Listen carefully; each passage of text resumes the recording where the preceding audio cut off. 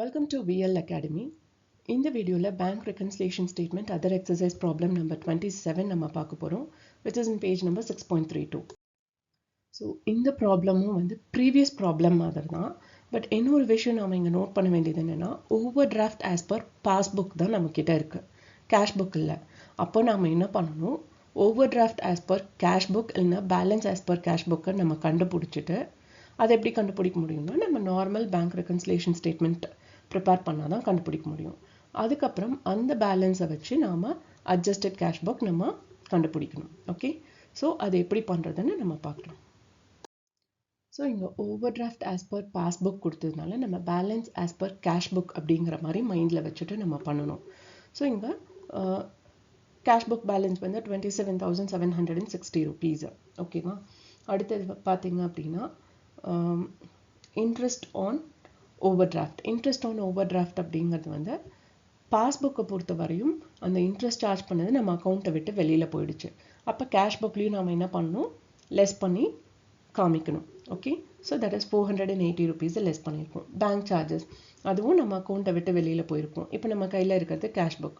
So பாஸ்புக்கில் அந்த amount வெளியில் போயிடுச்சு அப்படின்னா கேஷ் புக்லேயும் அந்த அமௌண்ட் வெளியில் போகணும். ஸோ 120 லெஸ் பண்ணியிருக்கோம். Check issued but not presented for payment. Once cash புக்கை பொறுத்தவரை செக் issued அப்படின்னாலே வந்து அந்த அமௌண்ட் நம்ம கையை விட்டு போயிடுச்சுன்னு சொல்லி லெஸ் பண்ணியிருப்போம். பட் பாஸ்புக்கை பொறுத்தவரையும் அந்த அமௌண்ட் இன்னும் நம்ம கையிலேயே தான் இருக்குது, நம்ம அக்கௌண்ட்லேயே தான் இருக்குது. அப்போ நம்ம இங்கே என்ன பண்ணணும், இங்கேயும் நம்ம கையில் இருக்குது, நம்ம அக்கௌண்ட்டில் இருக்குங்கிற மாதிரி நம்ம ஆட் பண்ணணும். So check issued but not presented நம்ம ஆட் பண்ணியிருக்கோம். அடுத்தது check paid into bank but not collected. Once check நம்ம ரிசீவ் பண்ணிட்டாலே என்ன பண்ணியிருப்போம், கேஷ் புக்கில் அந்த அமௌண்ட் உள்ளே வந்துடுச்சுன்னு நம்ம ஆட் பண்ணியிருப்போம். ஓகே, பட் அந்த செக்கை வந்து நம்ம பேங்க்கில் ப்ரெசென்ட் பண்ணி அது இன்னும் ப்ராசஸ் ஆகலை. அப்போ அந்த அமௌண்ட் இன்னும் நம்ம அக்கௌண்ட்டுக்கு வரல. ஓகே, அப்போ நம்ம என்ன பண்ணணும், கேஷ் புக்கில் அதை லெஸ் பண்ணி காமிக்கணும். ஃபஸ்ட்டு நம்ம உள்ளே வந்துடுச்சுன்னு ஆட் பண்ணியிருப்போம், இப்போ அதை லெஸ் பண்ணணும், ஏன்னா பாஸ்புக்கில் அந்த அமௌண்ட் இன்னும் வரல. Okay, and bills receivable dishonoured was discounted was dishonoured. So இது வந்து என்ன அப்படின்னா பில்ஸ் ரிசீவபிள்ங்கிறது வந்து நமக்கு வர வேண்டியது. ஓகே, ஒன்ஸ் அது ரிசீவபிளாக இருக்கிறப்பவே நம்ம கேஷ் புக்கில் ஆட் பண்ணியிருப்போம். ஓகே, பட் அது வந்து நமக்கு இன்னும் வரல, இட் காட் டிஸ்ஆனர்டுங்கிறது வந்து பாஸ்புக்கு தான் தெரியும். ஓகே, பட் இங்கே வந்து நம்ம கேஷ் புக்குக்கு தெரியாது. ஸோ பட் அது இன்னும் வரல அப்படிங்கிறதுனால நாம் அதை லெஸ் பண்ணுறோம். வரவே வராதுங்கிறத டிஸ்ஆனர்டு, பட் இன்னும் வரலங்கிற மாதிரி நம்ம கேஷ் புக்கில் காமிக்கணும். So for that we have to detect that 2000 rupees. Okay, இப்போது இதெல்லாம் நம்ம ஆட் பண்ண வேண்டியது 4,600 rupees. லெஸ் பண்ணுறதெல்லாம் நம்ம டோட்டல் பண்ணோம்னா தட் இஸ் 11,280 rupees. ஸோ இந்த 27,760 rupeesல 4,600 ஆட் பண்ணிவிட்டு 11,280 rupees லெஸ் பண்ணோன்னா will get a bank over draft as per cash book is 21,080 rupees. Okay, நமக்கு இப்போ கேஷ் புக்கோட ஓவர் டிராஃப்ட் வேல்யூ கிடைச்சிருச்சு.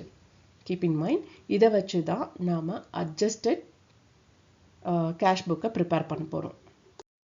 ஸோ இப்போ நமக்கு கேஷ் புக்கோட ஓவர் டிராஃப்ட் வேல்யூ வந்து யூஸ்வலாக பாசிட்டிவ் பேலன்ஸ் இருந்ததுன்னா அதை வந்து நம்ம எங்கே காமிப்போம், டெபிட் சைட் காமிப்போம், ரெசிப்ட் சைட், அதாவது நம்ம கையில் காசு இருக்குங்கிறத ரெசிப்ட் சைட் காமிப்போம். பட் இப்போ ஓவர் டிராஃப்ட் நம்ம கிட்ட இருந்த காசை விட அதிகமாக நம்ம 21,080 rupees நம்ம எடுத்திருக்கோம் அக்கௌண்ட்லேருந்து, அதனால அது பேமெண்ட் சைட் காமிக்கிறோம். அதுக்கப்புறம் பார்த்தீங்க அப்படின்னா இன்ட்ரெஸ்ட் ஆன் ஓவர் டிராஃப்ட், அதுவுமே நம்ம அக்கௌண்ட்லேருந்து நம்ம பே பண்ணியிருக்கோம் 120 rupees. Interest on over draft and bank charges. Okay, இது ரெண்டுமே வந்து நம்ம அக்கௌண்ட்டை விட்டு வெளியில் போயிருக்கு, நம்ம பே பண்ணியிருக்கோம் பேங்க்குக்கு. ஸோ அது வந்து பேமெண்ட் சைட் நம்ம காமிக்கிறோம். அதுக்கப்புறம் check issued but not presented, check paid into bank but not collected, இது ரெண்டுமே வரவே வராது. Bill receivable discounted was dishonoured, அது வரும், ஏன்னா பில்ஸ் ரிசீவபிள் வந்து நமக்கு வர வேண்டியது பட் வரலை. ஓகே, ஸோ அந்த 2000 வந்து நம்ம ரெசிப்ட் சைட் காட்ட முடியாது, அதனால பேமெண்ட் சைட் காமிச்சிருக்கோம்.